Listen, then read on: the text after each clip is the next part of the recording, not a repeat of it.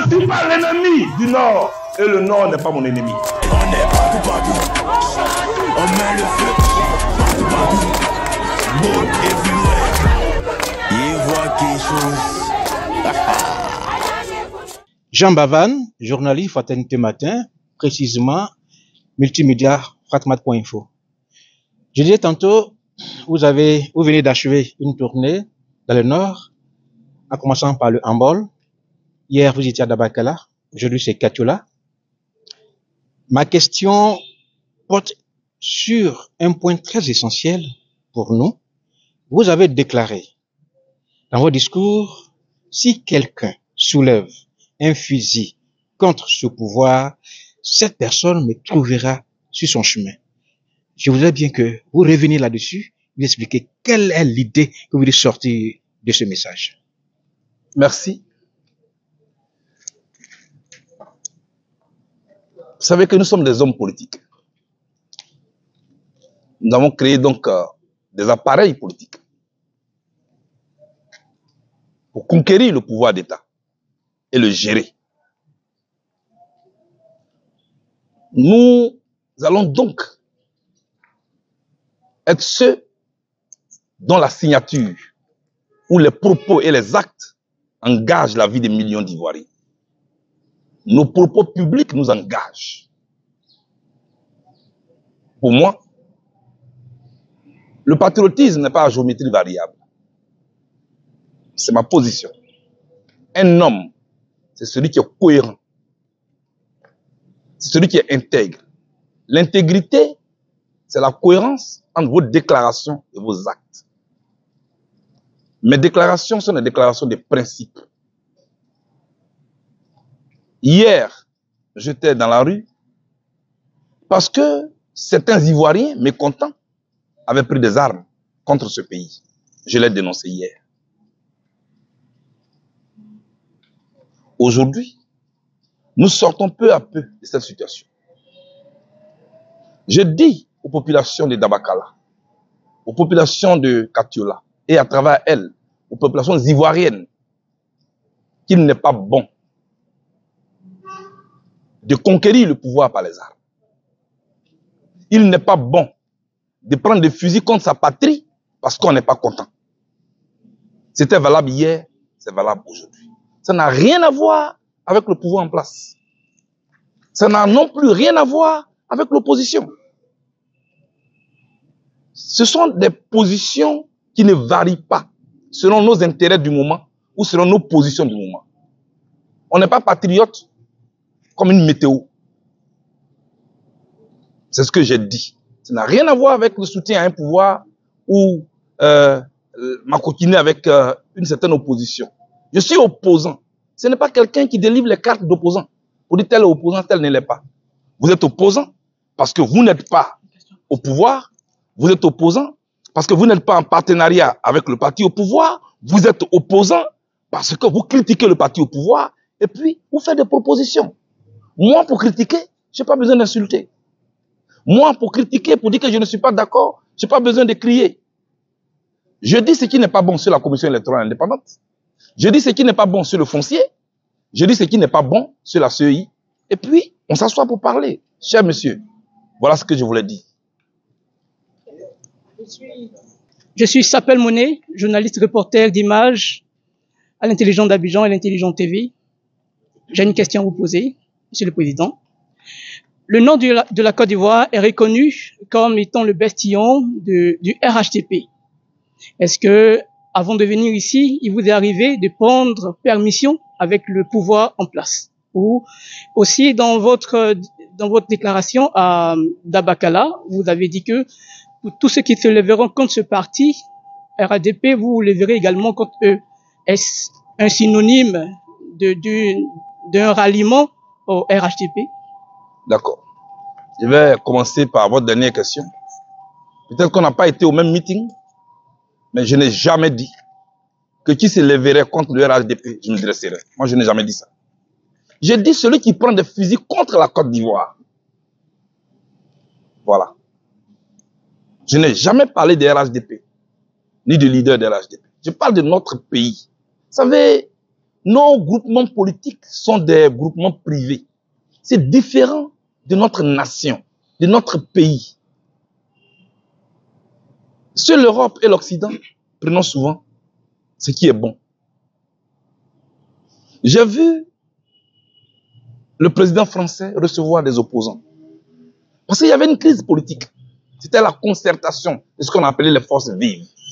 C'est cela que je vais connaître comme culture.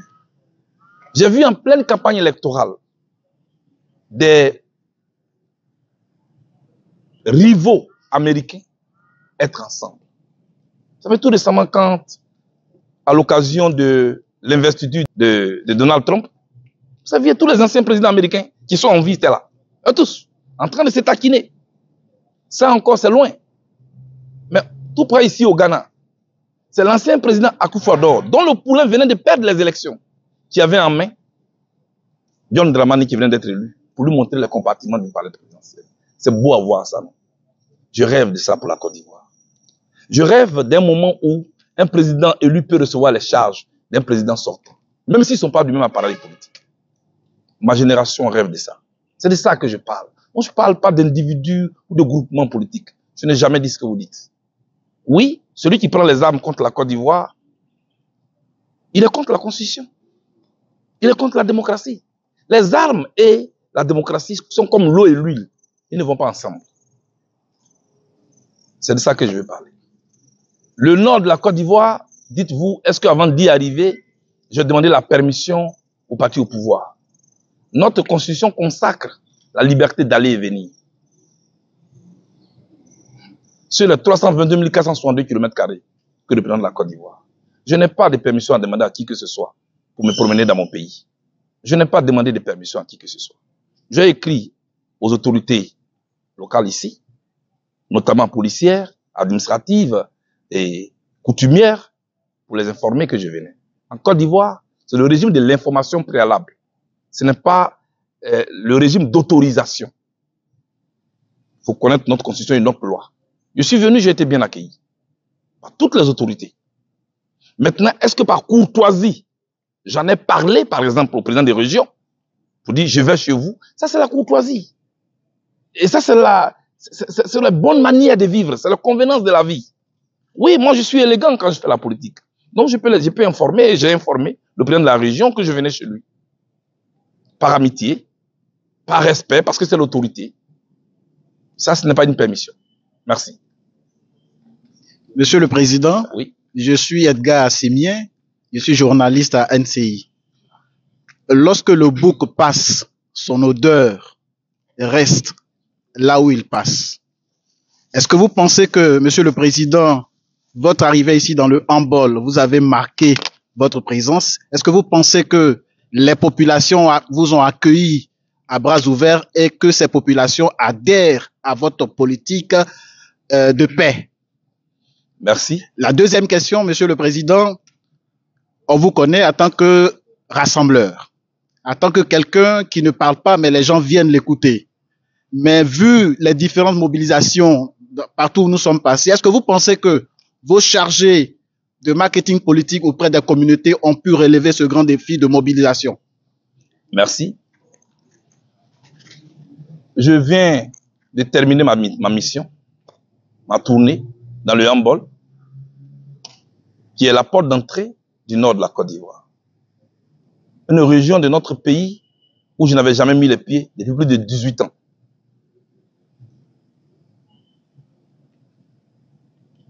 Je suis venu parler à des populations pour qui Blé Goudé était un diable.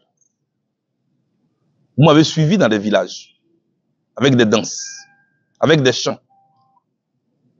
Qui pouvait l'imaginer? Je veux donc dire merci aux populations qui m'ont accueilli, avec qui j'ai chanté, avec qui j'ai communié. Vous étiez à Dabakala avec moi hier, vous avez vu. En route, vous avez vu aussi les villages où je suis entré. Je parle des villages. Déjà, ce n'est pas tous les hommes politiques qui sont connus dans les villages de la Côte d'Ivoire. On est d'accord?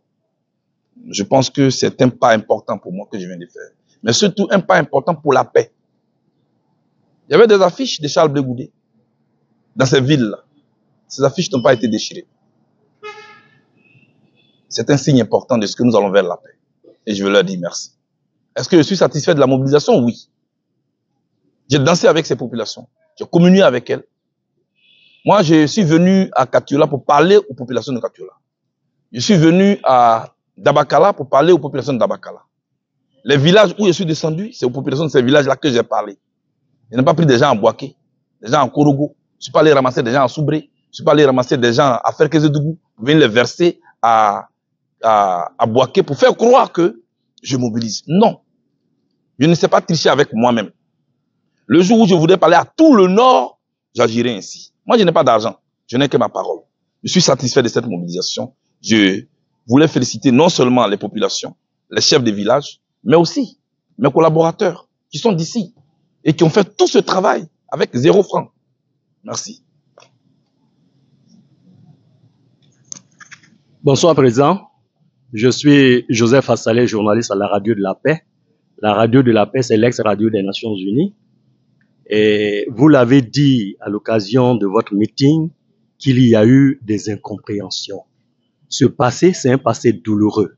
Aujourd'hui, vous avez embouché la trompette de la paix, de la réconciliation, je dirais même de la cohésion sociale. En allant d'ici, qu'est-ce que vous voulez que les populations retiennent en matière de vivre ensemble? Merci. Nous sommes un peuple. Nous sommes un. La diversité ethnique doit être une richesse. Nous devons apprendre à construire une nation avec une communauté de destin. C'est ce que j'ai dit aux populations. Et je suis sûr que c'est ce qu'elles ont retenu. Elles m'ont même baptisé avec un nom local. C'est un signe. Elles ne m'ont pas lapidé. Et je sais qu'elles ont déjà compris le message. J'ai dit aux populations d'apprendre à mettre en compétition les hommes politiques. Pour ne pas que certains hommes politiques les prennent pour acquis. Quand c'est ainsi, aucun effort ne sera fait. J'ai dit aux populations de ne pas se laisser diviser par la politique. J'ai dit aux jeunes, notamment, de refuser les propositions pécuniaires pour aller s'attaquer à tel ou tel autre qui ne partagerait pas la même opinion politique qu'eux. Je leur ai demandé de faire en sorte que les élections qui arrivent soient apaisées. Je leur ai dit ce que j'ai demandé aux jeunes. Donnez votre voix, ne donnez pas votre vie. Quand on sait ce qu'on a traversé, venir passer ces messages-là et voir des populations en train d'applaudir, cela veut dire que le message est passé. Mais au-delà des populations du Hambol, c'est à tous les Ivoiriens que je voulais parler. Je voulais leur dire, rangez vos sabres. La violence, elle n'est pas que physique, elle est aussi verbale. Faisons attention. Nous venons de très loin. Et au-delà des populations, je lance un appel à nous, les hommes politiques, mais surtout au gouvernement. C'est lui qui a en main la Côte d'Ivoire. Nous appelons à un dialogue. Nous appelons à un dialogue pour poser toutes les questions relatives au scrutin électoral qui arrive. Le passé de la Côte d'Ivoire le recommande. La crainte des Ivoiriens l'exige. Ce n'est pas une faiblesse que de dialoguer. C'est une force. Et à ceux qui demandent à l'opposition de créer ce qu'ils ont appelé un rapport de force, je leur dis non. Pour dialoguer, et surtout avec ce que nous avons vécu, nous n'avons pas besoin de créer un rapport de force. On sait tous les conséquences de ce qu'ils nous demandent. Si c'était pour fouetter notre orgueil, ils se sont trompés. Parce que nous ne le ferons pas. Nous lançons un appel au gouvernement. Et nous mettons le gouvernement face à ses responsabilités pour qu'on s'asseye pour parler. Voilà ce que je voulais dire. Merci. S'il vous plaît. Oui, non, oui, il veut rebondir. Alors, Président, vous parlez de dialogue. Cela m'amène à vous poser la question, que comptez-vous faire? Parce que jusqu'à présent, nous sommes à presque 8 mois de la présidentielle. Votre nom n'a pas été réinscrit sur la liste électorale. Pourtant, vous avez déjà déclaré que si vous avez l'occasion, vous serez candidat à la présidentielle. Que comptez-vous faire si votre nom n'a pas été réinscrit sur la liste électorale? Vous avez dit nous sommes en combien de mois? Pratiquement 8 mois. En 9 mois, non? Le février n'est pas encore fini. D'accord. On peut dire à 9 mois. 9 mois. Bien. C'est vrai que comparaison n'est pas raison. Comparaison n'est pas raison. Je vais simplement vous ramener au Sénégal.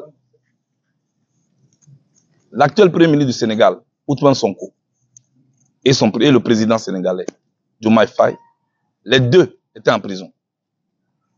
Les deux avaient leur nom rayé de la liste électorale. Vous parlez de 9 mois. Leur nom a été inscrit sur la liste électorale au Sénégal à 10 jours des élections. Ils ont été libérés à 10 jours des élections. Le nom de Ousmane Sonko n'a pas été mis sur la liste. Il n'a pas tout ramené à lui. Il a désigné quelqu'un d'autre, qui est son compagnon de lutte. Au moment où je vous parle, ceux qui hier, avec Kayassé, le 16 février 2023, la voiture de Ousmane Sonko, aujourd'hui, craque devant Ousmane Sonko. Parce que c'est leur premier ministre. Ceux qui hier étaient allés enchaîner, menotter Diomaye Faye au bureau des impôts, à Dakar, et Mani Militari l'ont amené en prison. Ceux-là l'appellent aujourd'hui Excellence. Tout est dynamique. J'ai espoir. Même si la Côte d'Ivoire n'est pas le Sénégal, la Côte d'Ivoire ne fera certainement pas exception. Donald Trump, 36 procès contre lui. Toutes les stars que vous connaissez aux États-Unis contre lui. Au moment où je vous parle, il est le président des États-Unis d'Amérique. C'est ça la politique. Tout est dynamique. C'est pourquoi il ne faut pas écraser les plus petits. Parce que le petit d'aujourd'hui peut être le grand de demain. Et vice versa. Voilà ce que je veux dire. Okay. Naota Kone, journaliste à Soir Info.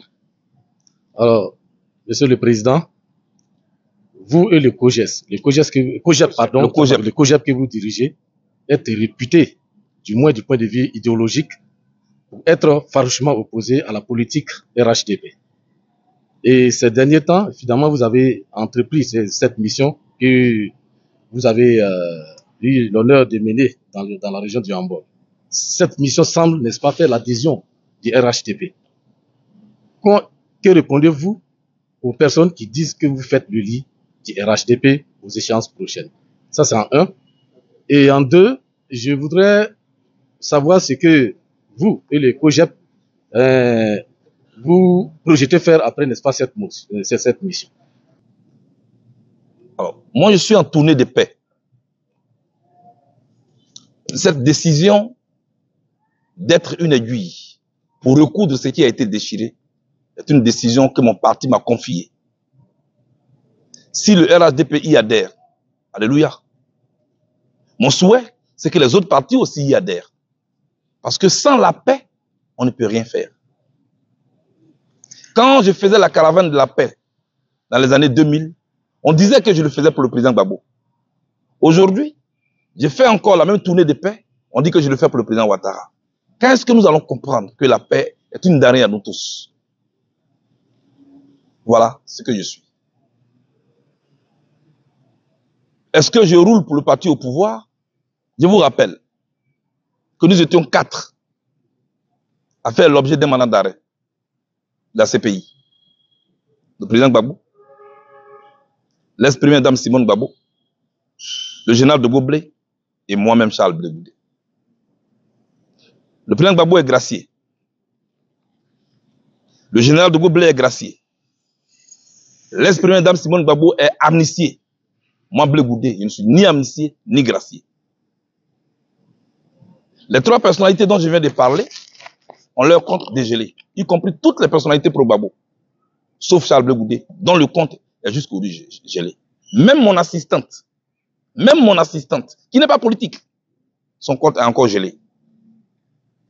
Est-ce qu'il y a une logique de dire qu'une telle personnalité, qui est privée de tout, est un partenaire de pouvoir? Un partenaire, on ne le maltraite pas. Un partenaire, on ne le prive pas de ses droits. Je laisse donc mes adversaires dire ce qu'ils ont envie de dire, mais je ne serai pas celui qui pense que je suis. Je suis un apôtre de la paix. Je vais diriger la Côte d'Ivoire demain, je ne l'ai jamais caché. Et donc, au nom de ma génération, je suis en train de faire en sorte que ceux qui sont au pouvoir, et ceux qui ont déjà dirigé aussi, ne nous lègue pas un pays déchiré. Un enfant que vous allez mettre sur votre poitrine, il faut éviter de le jeter dans la boue. Sinon, le jour où vous le prenez, il va vous salir. Comme je vais diriger la Côte d'Ivoire demain, j'ai intérêt à la nettoyer. C'est ce que je suis en train de faire. Merci. Oui. Bonjour Président, je suis Kelly Kwasi de l'Infodrome. L'Infodrome. Ouais. En fait, Président, vous venez aujourd'hui dans la région du Hambol, la porte d'entrée du nord de la Côte d'Ivoire, une zone réputée hostile à tous les partis d'opposition. Et quand Charles Bégoudou arrive, on l'accueille les bras ouverts. Est-ce un signal qui est lancé aux autres partis de l'opposition il faut les reconnaître, refuse de s'investir dans le Nord. Voilà. Okay. Et puis aussi, j'aimerais aussi que vous nous dites un mot sur la révision de la liste électorale que toute opposition appelle de tous ses vœux. Merci. Alors, moi, je ne parlerai pas des autres partis de l'opposition. Je suis à la tête du COGEP. Nous avons décidé de faire le tour de toute la Côte d'Ivoire. Dès que je suis arrivé et que je faisais le tour des autres régions, on me disait toujours sur ma page Facebook, « Oh, mais vous allez quand au nord? Vous avez peur du nord, vous n'allez jamais au nord. Vous tournez que dans le sud de la Côte d'Ivoire. » Moi, je n'avais pas à répondre. Moi, je réponds toujours par les actes. Et je veux que tout le monde retienne dans ce pays. Moi, je ne fais pas la politique pour les autres. Je ne suis pas une échelle sur laquelle les autres vont grimper pour devenir ce qu'ils veulent. J'ai mon propre agenda que mon parti m'a donné. C'est au nom de cet agenda-là que nous fonctionnons. Nous avions prévu de venir dans le Hambol. Nous sommes venus dans le Hambol. D'ici, nous allons programmer aussi Korogo et les autres villes du Nord. Pour y aller, ce n'est pas avec la force qu'on va y entrer. C'est avec notre discours d'apaisement que nous allons partir vers les autres frères. Moi, je veux parler à la Côte d'Ivoire plurielle. Moi, je veux parler à la Côte d'Ivoire plurielle. Je ne veux pas être un chef de clan. Je veux parler à tout le monde. Et je suis heureux qu'arrivé ici dans le Hambol, on m'a accueilli à bras ouverts. Mon discours m'a dévancé. Et je pense que ça compte beaucoup. Voilà ce que je voulais dire. Pour la liste électorale, je me suis déjà prononcé là-dessus. La commission électorale indépendante a fait une révision de la liste électorale en juin 2015. C'est-à-dire à quelques mois des élections. 4 mois. La même commission électorale a fait une révision de la liste électorale en juillet 2020. À 3 mois des élections. Mais cette même commission s'est dit ne pas être prête et ne pas avoir assez de temps en 2025 pour faire la révision de la liste électorale à 9 mois. C'est maintenant que je parle de 9 mois. C'était déjà en janvier qu'on le demandait. Là, à 10 mois.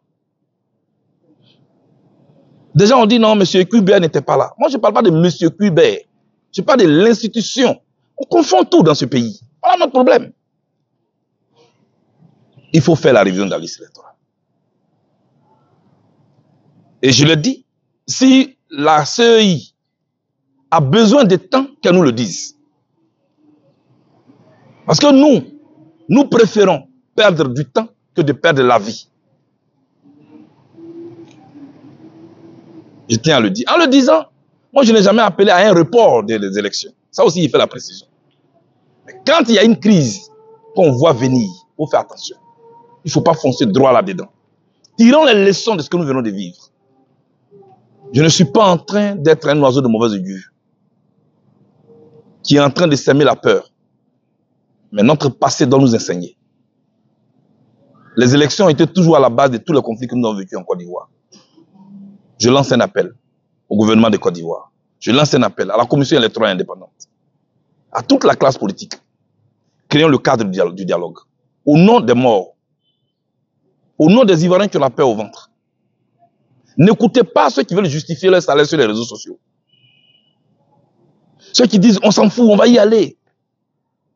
Peut-être qu'ils n'étaient pas ici en 2011. Peut-être qu'ils n'étaient pas ici en 2020. Moi, j'ai peur de la guerre. Et je n'ai pas honte de le dire. Et tous ceux que vous voyez là, ils ont peur de la guerre. Parce que la guerre fait peur. Quand il y a la guerre, on tue. Des gens meurent. On ne veut plus qu'un seul Ivoirien meure pour la politique.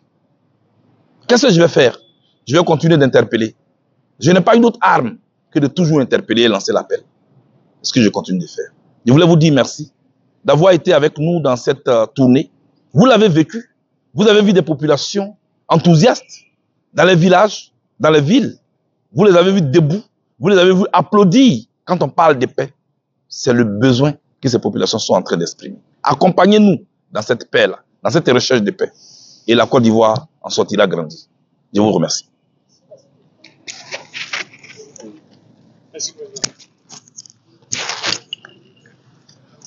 Je ne suis pas l'ennemi du Nord et le Nord n'est pas mon ennemi. On est partout, on met le feu partout, partout. Mode everywhere.